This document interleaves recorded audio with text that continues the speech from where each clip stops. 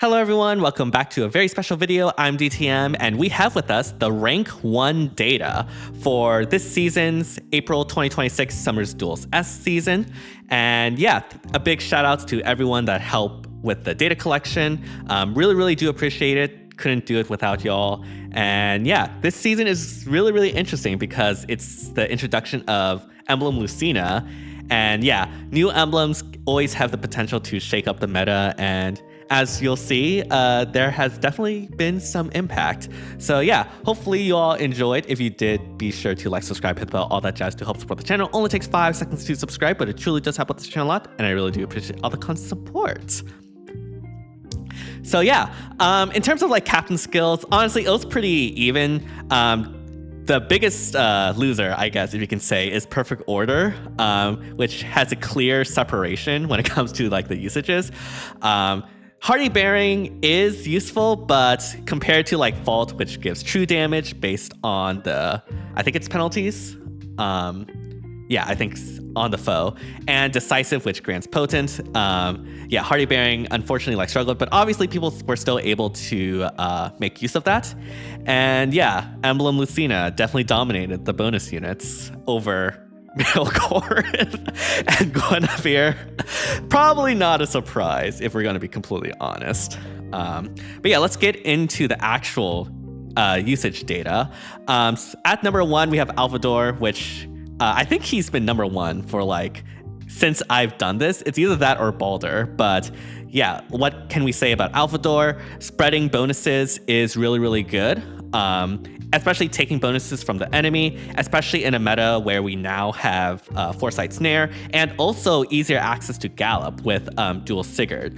Before, the only other Gallop enablers for Alvador were Alphonse and Emblem Sigurd, which kind of suck if we're going to be completely honest. So having a Dual Sigurd here provide Gallop for Alvador is definitely a big boost for Alvador in combination with like the Foresight Snare and stuff.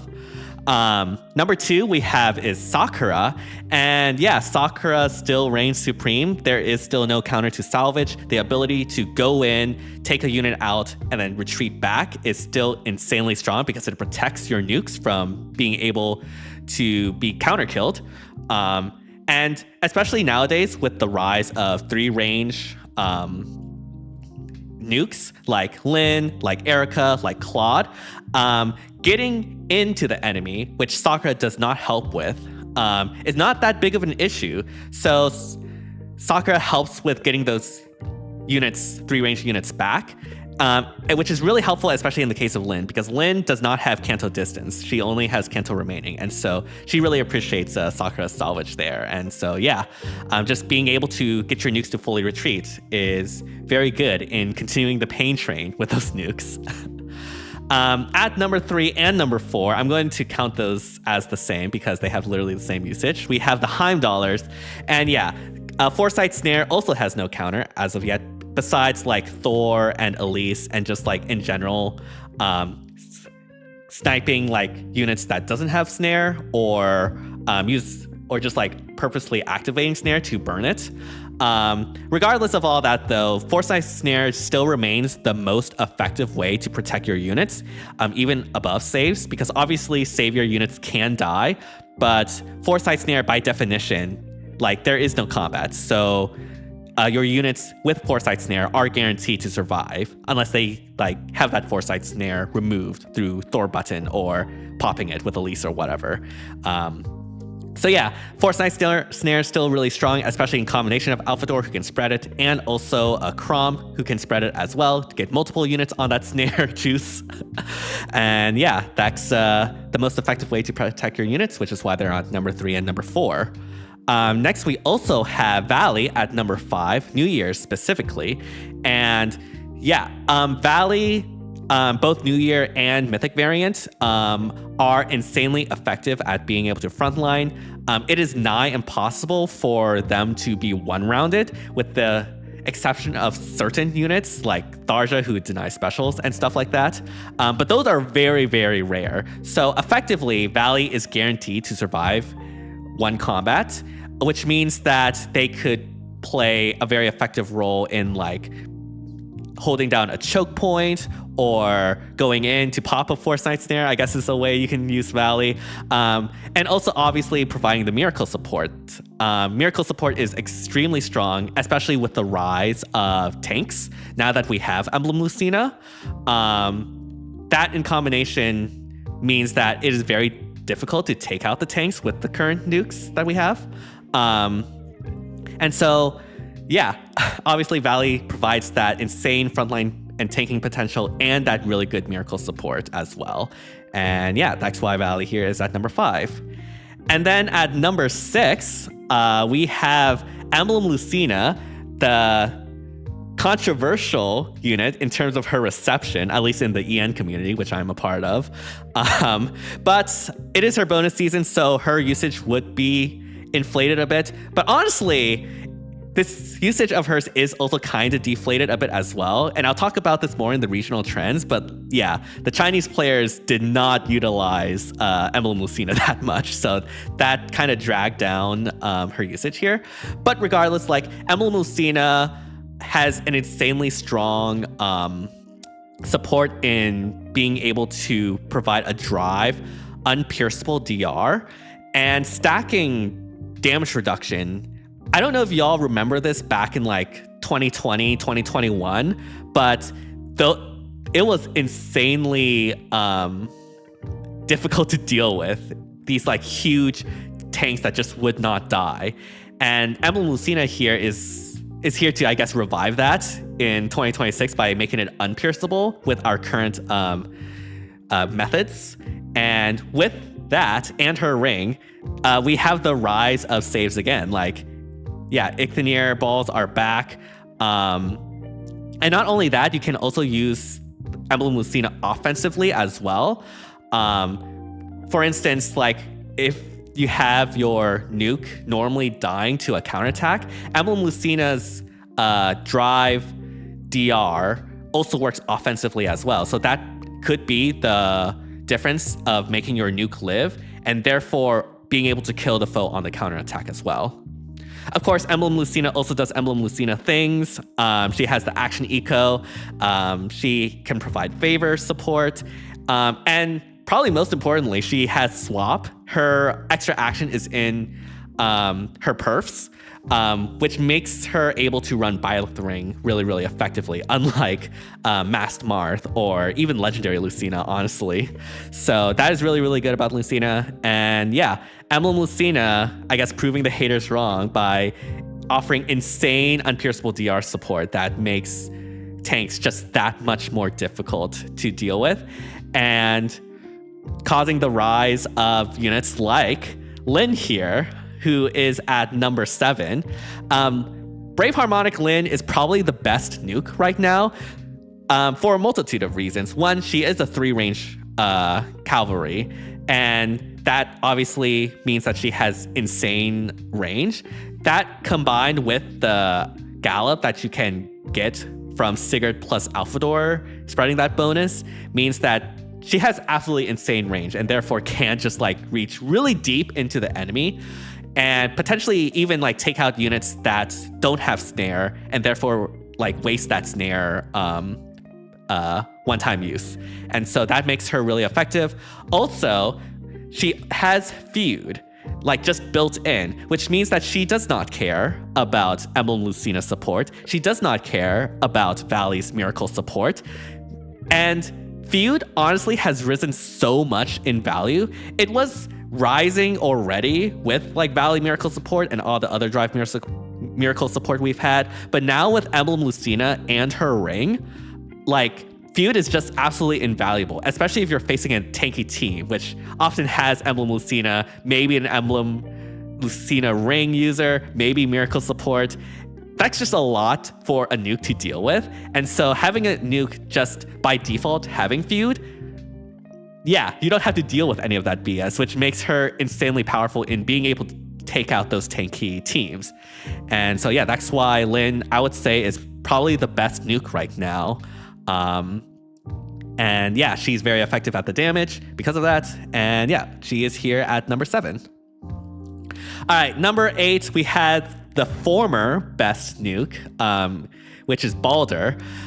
Yeah, unfortunately, with the rise of the tankiness in the meta, thanks to like Emblem Lucina, Lucina Ring, and also just like other tanky units in general, and also the rise of high threat range units like Claude, Lyn, and Erica, Balder not having the best damage to be able to deal with those tanks, and also not really having that good range. She only has like 5 range, right? 6 range, I guess, if you have a 2 style on her with support. But that does not compare these days to like the 3 range styles we have from Lyn, Claude, and Erica. It just does not compare. And so Balder has definitely fallen off from her highs of like around the top 3. Obviously, she's still really strong though. Like it is still very difficult to take her out, except for like dedicated nukes, and also she can effectively clean up and take out units offensively, but it is very clear that she is not offensively that strong in terms of damage these days. Like I've noticed that I've often failed to kill a lot of units, especially colorless units like Ichthonirs, with Balder, and it's actually a real struggle. So yeah, Balder's damage is just not cutting it right now with the rise of the tanky meta with Emblem Lucina and Lucina Ring. And obviously we have Valley and all that good stuff too. So yeah, that's why she's fallen off, but still very respectable at number 8. At number 9, we have the other Valley, Mythic Valley. Everything I said about New Year's Valley applies to Mythic Valley as well. They're pretty interchangeable if we're going to be completely honest. So yeah, just she's there. And then at number 10, we have Thor, the Eternal unit. Well, actually, no, we never thought Tiki was going to get rid of Thor because Tiki is like, where is she?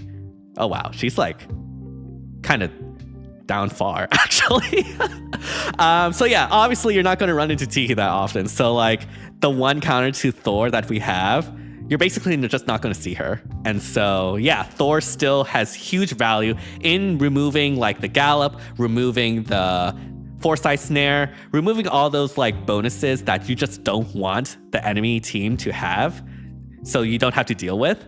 And yeah, Thor remains one of the best anti-meta, best counters, best whatever units to just get rid of all that BS and stick to true, honest Fae, you know?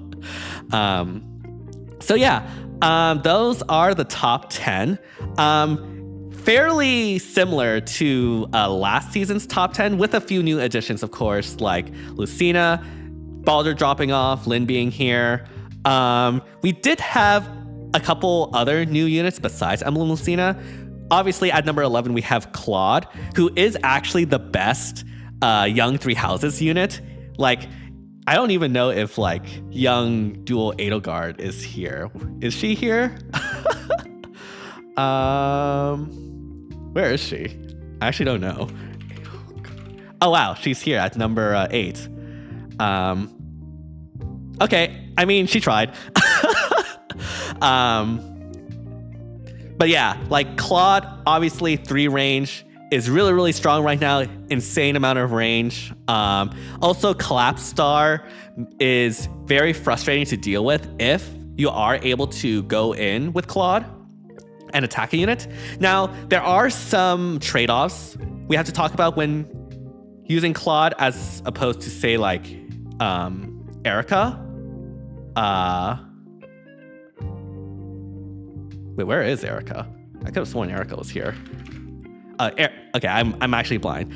Yeah, they're pretty similar in usage. And for the most part, I would say they're not interchangeable, but they're around the same level. They just have different trade-offs, right? Like Erica, I think has higher highs, especially with the one shot of the special that she can have. Claude, in general, I think needs a bit more support, especially in terms of speed, because you really, really want to outspeed the enemy when you're nuking with Claude. Because if you don't, obviously you might not get the potent check, which does a lot of damage, and also you might allow the enemy to like retaliate against you with a follow-up attack, which does not get affected by the Collapse Star style thing. I think it's a style thing, yeah. which obviously does make it so that his like collapse star mechanic is not as effective. That being said, there are ways to like work around that, which is not that big of a deal. But it just means that you have to like keep in mind those trade-offs when you're using young Claude here. So like it's not like a absolutely insane or like meta impactful or meta broken unit, but he is definitely meta and probably in that like second tier of 3-range nukes below Lin, I would say. So yeah, very good unit. I mean, 3-range is just good. What can I say? What can you say? And then the other new unit is Dual Sigurd. And yeah, Dual Sigurd basically only exists for the button and the gallop, if I'm going to be completely honest, which is important, right? Like, as I mentioned when talking about Alphador, the previous gallop enablers were Alphonse and Emblem Sigurd, which sucks right now. All right, let's be real. So having a gallop user that doesn't suck is just will make him like rise up into the meta by default. That being said, Dual Sigurd has a couple of problems that prevent him from like taking over the meta like Alphador has. For one, he is extremely telegraphed. Like if you see a Sigurd on the enemy team, you know exactly what they're doing. They're going to provide the gallop, maybe like push the button. Most of the time you can tell when they're going to push the button. And so you have like, you know what they're going to do, and therefore you know what you need to do in order to deal with that. And so it makes him very, very predictable and thus able to be dealt with.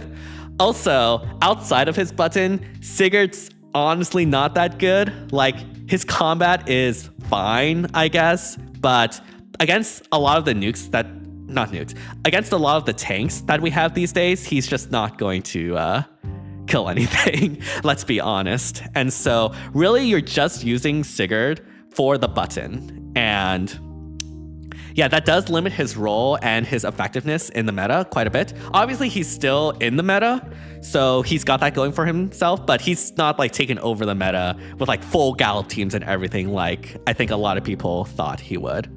So yeah, that's I think all the relevant new units, at least when it comes to the usage data. Like we can talk about young Ingrid, very, very popular in the Chinese copy pastas.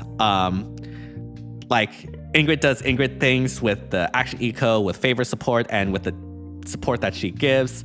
But otherwise, I would say pretty standard. And yeah, I don't even see La Rochelle down here. Or not La Rochelle, Lacasis. It's fine. But yeah, if we compare this to last season in terms of the not new units, we have some interesting observations. The first is Legendary Elise. So Legendary Elise honestly had a huge drop off since last season. Last season, she was at 68%. And was at around number 7, so actually in the top 10 where like Lin would be right now. But she has dropped hard to 40%. That is a 28% reduction, and to number 19, which is like 12 places. And considering how high she was previously, dropping 12 places is like actually insane of a drop off. There are a couple of reasons for that. For one, the map wasn't that good for Elise. Honestly, though, I feel like I've said that for all of my videos so far. I've kept saying the map isn't good for Elise. Maybe she just doesn't have a good map. But yeah, like it was really hard, especially with the rise of range, with the 3-range nukes that we have, to have Elise in range to make her style work. Because again, her style has a limit of 6 range, right? Which a lot of the 3-range units can just like outrange her and make it really hard for Elise to actually apply the style effectively, which does limit her usefulness. Even though we are in a rise of a tanking meta, and like theoretically, Elise should be good at dealing with Emblem Lucina, being able to pop that damage reduction. Unfortunately, like, again, the combination of the map and the high range just means that Elise 6 range cardinal-ish directions is just not good.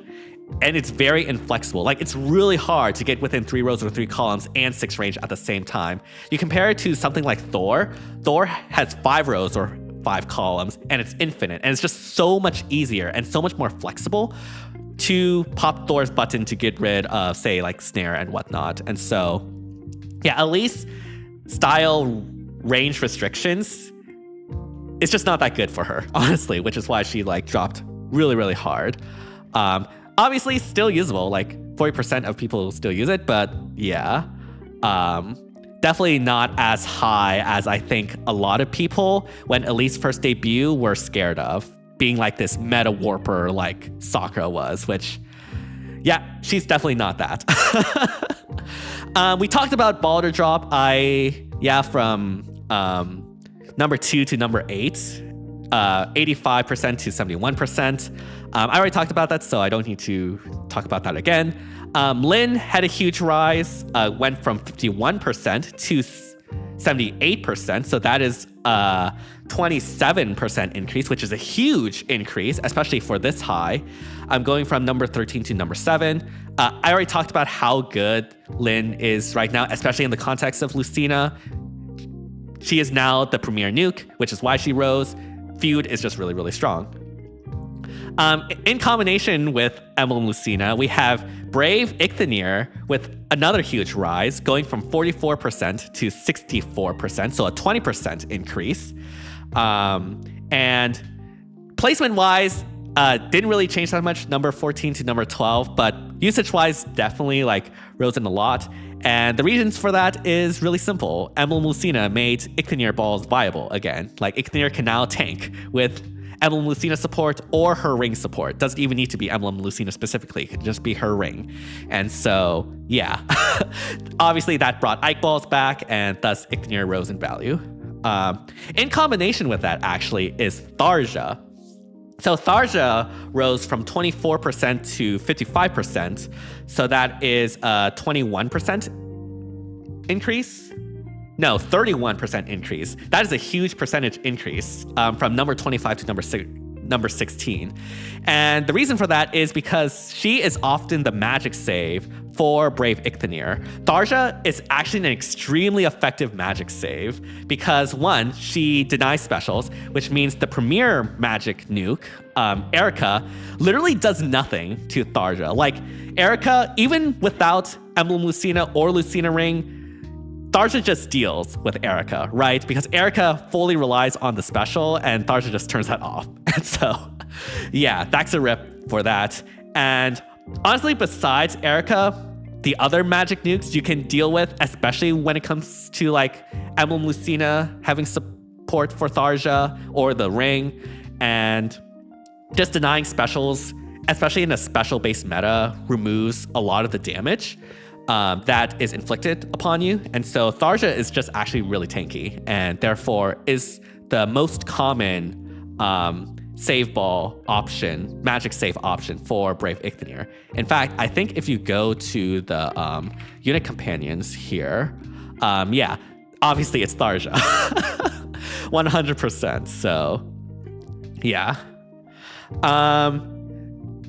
Going back to like falls, Chrom kind of fell off. I don't think it's anything against Chrom, honestly. It's mainly because he wasn't featured in a lot of the Chinese copy pastas, and therefore, just because of that, had a lot less Chinese usage, and therefore just fell in value. So, yeah, I don't think that's anything against Chrom, because obviously Chrom is still really strong with the spreading of the buffs, similar to Alphador. It's obviously just a lot slower to do it with Chrom, and so Alphador is just always going to be the number one option for that. And then to round it out in terms of these rise and falls observations, we have Tea Time Veronica, which goes from 37% to 64%. So that is a 20, what is it? Doing some quick math, 27% increase. Really big increase, going from number 19 to number 13. And yeah, the reason for that is simple. Tea Time Veronica gives feud to your team. Not feud. No, yes, feud. Tea Time Veronica gives feud to the team.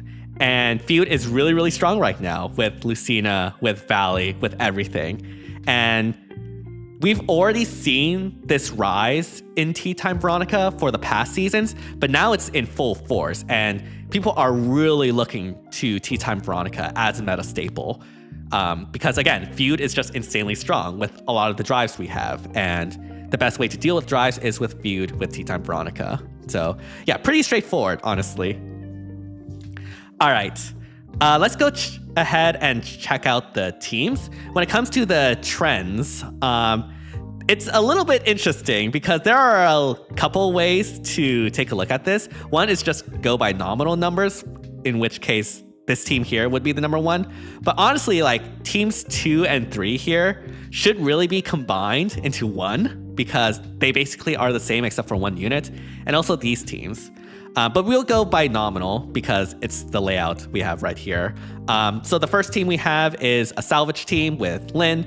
This makes sense. Lyn is the best nuke. One of the main weaknesses of Lyn is that she does not have cancel distance. She has cancel remaining. So pairing her up with Sakura just absolutely solves that, makes her able to retreat fully. Sigurd here provides a gallop for Alphador to give to Lyn. Just give Lyn Omega range. And then Marth is here to provide favor support and a huge amount of debuffs.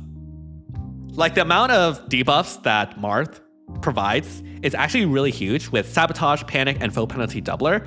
I would say that in terms of debuffs, Marth provides a lot more than Emblem Lucina. Like Emblem Lucina basically just provides the favor and the DR piercing drive, whereas Mass Marth here provides both favor and a lot of the debuffs, which can help with the damage, which for this type of team that doesn't really have a tank, is not really looking to tank on any units, having more damage is definitely the call to support Lyn here. And so, yeah, in the vein of that, there is no Heimdallr, there is no save, because really, you're basically using the huge threat range you have with Lyn, with the Gallop, as the defense, right? Like if the enemy can't get into you, then there's no need for a save or Heimdallr because they literally can't reach. And so in that way, that team's defense is just outranging with Lyn, which is really interesting. Sakura can run Bioth Ring, same with Mass Marth. It's generally on Sakura, I would imagine, to, you know, take advantage of Lyn going in and out, in and out. So yeah, that's team number one, in quotes, because again, kind of a lie, but it's what we have. For team number 2, we have the Ike Ball. Again, back in Resurgence thanks to Emblem Lucina and Lucina Ring. I talked about Icthanir and Tharja together during the Rise and Fall, but they are the go-to when it comes to Ike Balls. Tharja is the go-to partner for the magic save. Icthanir balls are back because of Lucina Ring or Emblem Lucina. With the support, Icthanir can actually tank things now, is a lot more tanky, and therefore can effectively save. Tharja denies special, which completely counters Erica. We don't even need Lucina for that. Erica here is the main nuke. Unlike Lyn, though, like Erica doesn't have feud, so Erica can struggle with Valley and Lucina support. Especially since she relies on one-shotting, right? So that can be a problem for her being able to effectively nuke. And therefore, we have to run Veronica to provide that feud to the rest of the team. So Erica does not have to deal with Emblem Lucina or Lucina Ring. So yeah, that's obviously a very good synergy. And then for the final piece, we either do Niffle or Emblem Lucina.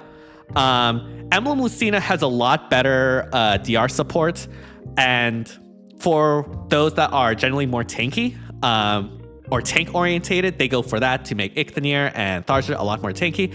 But Niffle also has a lot of interesting applications as well.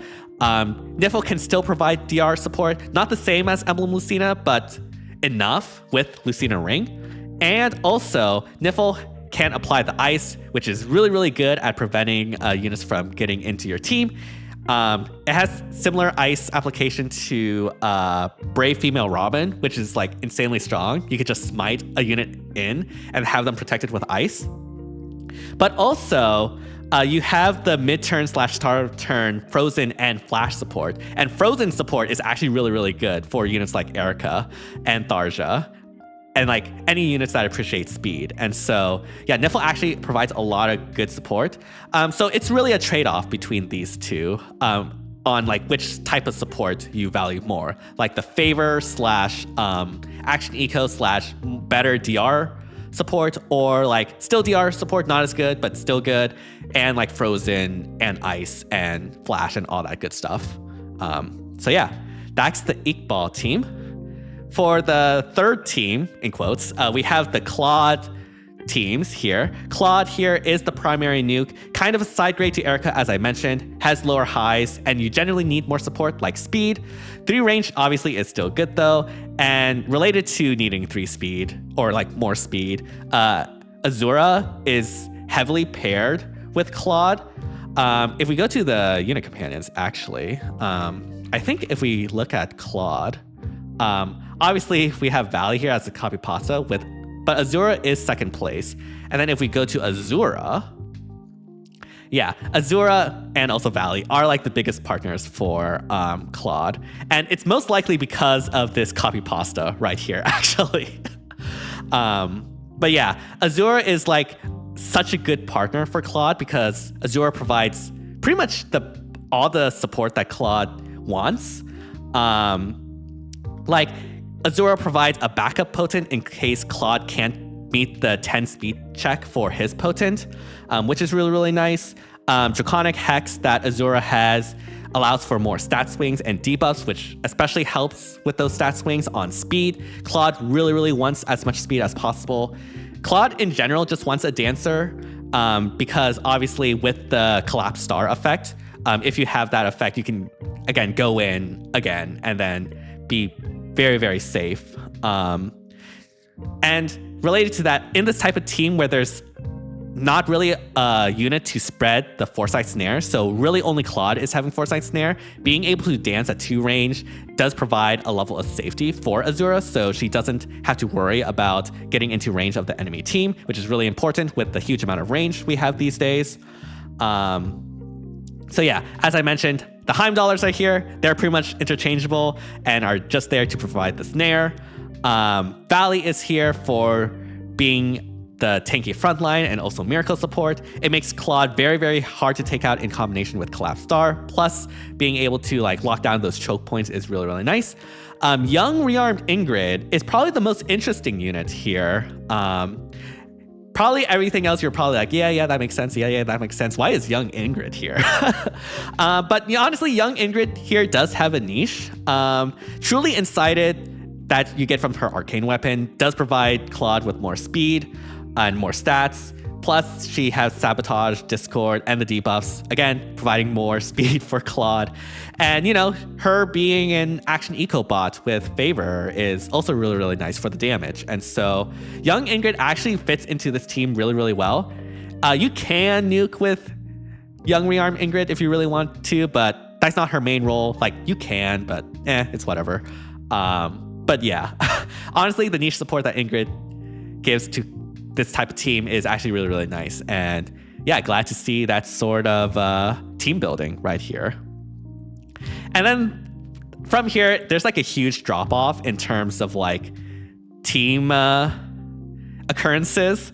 Probably like number 4, if we really want to call it that, is this Nerthuz team. Nerthuz actually got a really, really good refine, and with her refine is actually insanely powerful. Shout out to Dr. Tan, who used Nerthuz for their rank 1. I'll leave a video in the description of their run, this SDS, but yeah, Nerthuz is the primary nuke / tank. Heimdall here is for the snare, Thor is for the bonus removal, Valley for the miracle support and the frontline, and Ninian is here for the dance and giving Nerthuz the 2 style as well. It's kind of slow, but with Nerthuz's survivability, it's fine. You know, it's fine. But yeah, everything else from here has a huge drop off. Like we have a Baldur team with Elise Nurgle pair. We have Camilla team with Lin Mythic for the 2 style. We have more Lin teams with Sakura, with like Chrom potentially, or with Heimdallr instead of Masked Marth, because I guess they really want Snare instead. Like there's a variety, right? But in general, I would say these 3 teams are definitely the most used, especially when you combine their different versions together. And yeah, when it comes to the regional trends, this one is really interesting. I will start with the CN community, or the Chinese community. The Chinese community I mentioned before, but they did not like Emblem Lucina. I am now their worst enemy. Just kidding. No. Emblem Lucina was not used in any of the Chinese copy pastas, really, except for like this one with the Ike Ball. But really, it wasn't the Chinese player base that used Emblem Lucina. It was the EN player base and the Japanese player base that used Emblem Lucina in this team. The CN community definitely preferred Niffle to this type of team, which is really, really interesting. But yeah, the Chinese community values the Emblem ring of Lucina a lot more than Emblem Lucina herself.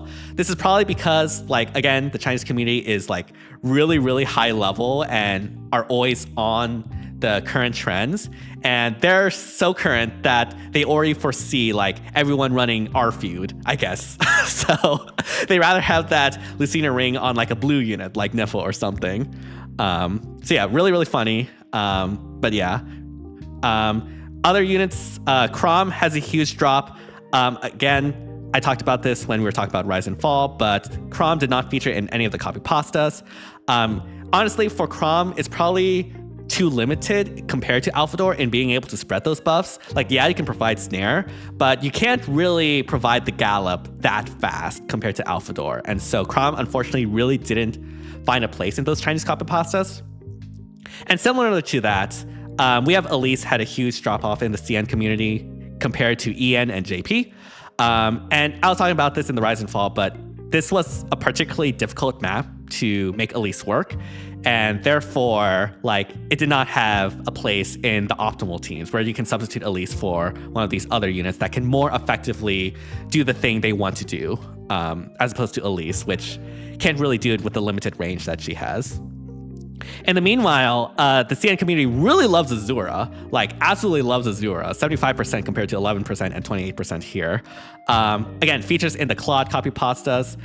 Claude, again, Azura provides such good support for Claude, and therefore, if you're going to use Claude, which you probably are because he is one of the three range units we have, then for the best optimized team, you're probably going to run Azura. They also really like Niffle. They really like Niffle.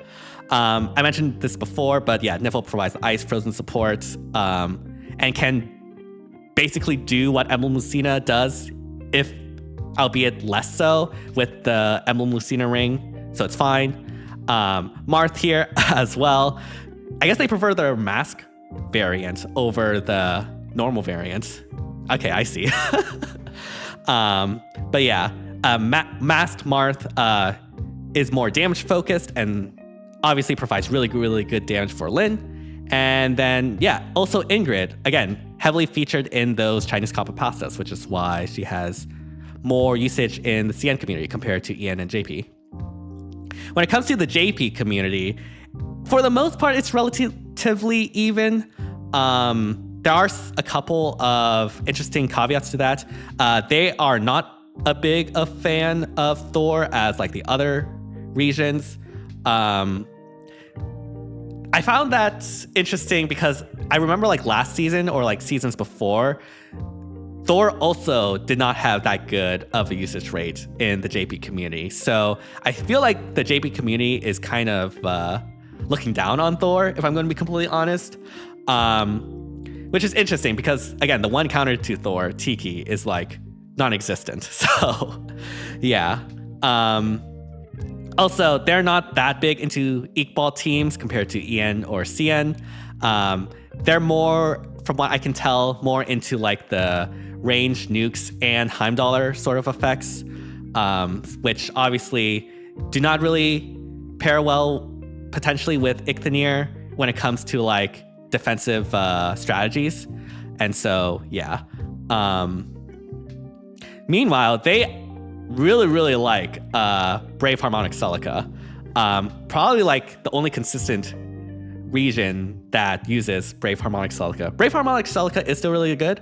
It just, unfortunately, like when it comes to like the range, it doesn't compare to the 3 range cavalry units that we have. So it's a little bit more difficult to work with the range, but you know, it's still usable. And also Minerva. I remember when Minerva was a lot higher than 18%, but it's fine. Minerva is honestly kind of underrated. Melee flyers in general have a lot of good skills, so you can just slap on Mia's kit, and Minerva works fine. Also provides Frozen support. Frozen is really good, and so yeah. When it comes to like the EN community, they are definitely the biggest Lucina fans. This is literally 1 away from 100%. Who is this one person in the EN community that did not use Lucina? I'm gonna find you. But yeah, they're the biggest fan of Emblem Lucina, and also the highest on Elise and Camilla. Yeah, it's basically the EN community that is saving Elise from dropping even further in usage.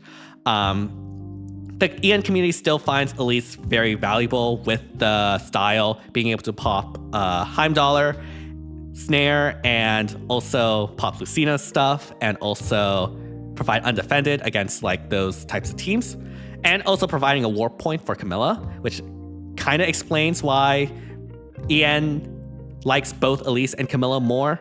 But yeah, obviously to a lesser extent than last season, because again, the style range is just too limited, especially on this type of map.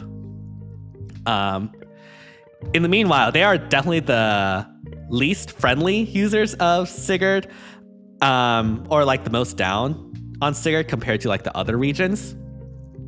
And yeah, it's, as I said before, like Sigurd's very telegraphed. So like, you know what's going to happen when you see a dual Sigurd. And I feel like the EN community likes a bit more flexibility when it comes to that regard, and not solely use dual Sigurd as a Gallop bot for Alphador. And so, yeah, that is the regional trends. And that does it for the analysis. Hopefully you all found that really helpful. But of course, we have one final thing to finish this off, and that is to crown the top 3 free thinkers, aka not meta players, of the season. This is only for Ian, so it's not the total. So we have to go to this. But yeah, number 3 most free thinkers goes to Asher. So Asher didn't really have like a theme for this season, but did use a lot of interesting low usage units, right? Like we have aided Yunaka here. I don't think I've seen an aided Yunaka in forever. Like Yunaka really struggles to take out the current units that we have, especially tanky units. And so you're just not killing with Yunaka. However, with Lorather, like Loratha can sort of compensate so that Yunaka doesn't have to deal with like tanky saves and whatnot. So Yunaka here can like work around that. And obviously Yunaka pairs really well with Sakura. So I guess that works, I guess. And I guess as backup, we also have Byleth, but don't tell Satoshi, but Byleth damage is also not that good. We also have Guinevere and young female Robin here, which is really interesting in combination with these 2 Gallop users. We have Camilla with Hinoka, with Legendary Hinoka. Legendary Hinoka can compensate a bit for Camilla's lack of range without any terrain by providing that charge. So there's that. Obviously, with the Mythic Lin 2 style, that means that Camilla can effectively be a ranged cav, and so can compensate for her lack of range without any terrain. So that's pretty nice. This is probably the most standard team of the batch. Like we have Lin, we have Elise, we have Valley. Black Knight definitely fell off, but it's still, you know, a usable save. And then Ike, our free Ike from HR. I guess we got to use him somewhere, right? But yeah, congrats to Asher for being the number 3 most free thinker, least meta player of this season. All right, for number 2, we have Nue. Apologies if I mispronounced that, but Nue also doesn't have a theme. But again, uses some very unique units on their team. For instance, we have Vale and Sather and Ashe here in combination with Sigurd and Chrom. Obviously, Sigurd Chrom here is to spread that gallop. Ashe is there to frontline. Sather is there to lock units down. And then Vale is there for scout support and also duking as well. But it's an interesting combination of units, especially when it comes to the latter 3 here. Number 2 has Noir. Honestly, Rearm Noir might be a sleeper pick. Like, I've seen Noir users use her really effectively, but she's kind of under the radar, but she's actually really good, like, power-wise. And so, yeah, Noir is pretty effective. Lucina here for the DR support, Sokka for the salvage, which helps Noir go in and go out. Eliwood's there for the bonus, I guess, and anti-Nurgle if you run into that, I guess. And then Tiki to prevent Thor button and provide that save. Tiki actually can effectively save now with Lucina support. Like, one of the biggest weaknesses to Mythic Tiki is the fact that she can easily die to the powerful nukes that we have. But with Emblem Lucina, it's a lot harder to take out Tiki. And so Emblem Lucina definitely like boosted Tiki. Still not enough to like really boost her in the usage rates, but you know, she tried.